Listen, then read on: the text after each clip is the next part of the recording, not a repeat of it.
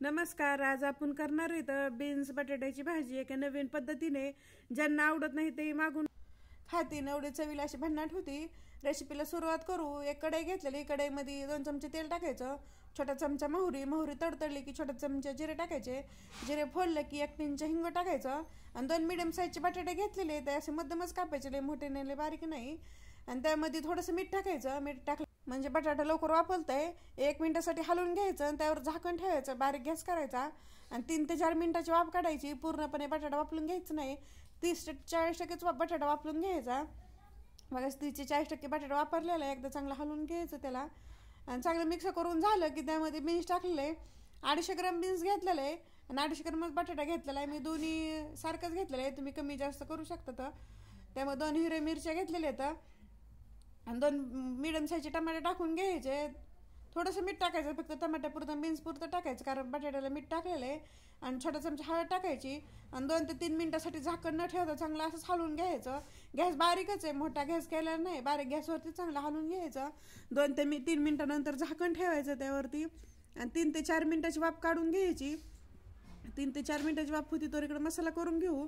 5 ते 6 लाल मिरच्या घेतलेल्या आहेत, 1 चमचा बडीशोप, अर्धा इंच दालचिनी, 1 इंच अद्रक घेतलेली, 3 चमचे वाळलेलं खोबऱ्याचं खीस घेतलं आहे. तुम्ही ह्याच्याऐवजी वल्लं खोबरं जर घेतलं तरी चालतंय. मिक्सरमधनं ते वाटून घ्यायचं.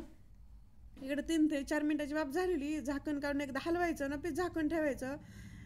छान असं मोठं मोठं वाटून घेतलेलं, असं मोठं मोठंच वाटून घ्यायचं, एकदम बारीक असं वाटायचं नाही आहे. बीन्स आणि बटाटा चांगलं वापरलेलं आहे, 7 ते 8 मिनिटं लागत येतं बटाट्याला बीन्सला वापरायला. आणि बीन्स असं पूर्णपणे वापरून घ्यायचं नाही, थोडंसं असं करास ठेवायचं म्हणजे खायला खूप छान असं लागत आहे. बीन्स असं वापरलेलं आहे, दाबून दाखवलं की छान असं झालेलं आहे. ह्यावरती जी मसाला करून घेतला ती टाकायचा आणि भरपूर अशी कोथिंबीर टाकायची आणि चांगलं मिक्स करून घ्यायचं 2 ते 3 मिनिटासाठी. गॅस बारीकच आहे आणि चांगलं मिक्स करून झालं की गॅस बंद करायचा. भाजी आपली तयार झाली, छान अशी बीन्स आणि बटाट्याची भाजी तयार झाली. त्यामध्ये धने पावडर नाही टाकायचं आणि गरम मसालाही नाही टाकायचं. कमी मसाल्यामध्ये आणि कमी साहित्यामध्ये चविष्ट अशी भाजी तयार होती. छान अशी भाजी तयार झाली आणि ज्यांना आवडत नाही ते आवडीनं खातील. एकदा त्या पद्धतीने जर भाजी केली तर हमेशा अशीच भाजी करून खातात आणि चवीला एकदम भन्नाट अशी होती, कमी मसाल्यामध्ये कमी साहित्यामध्ये.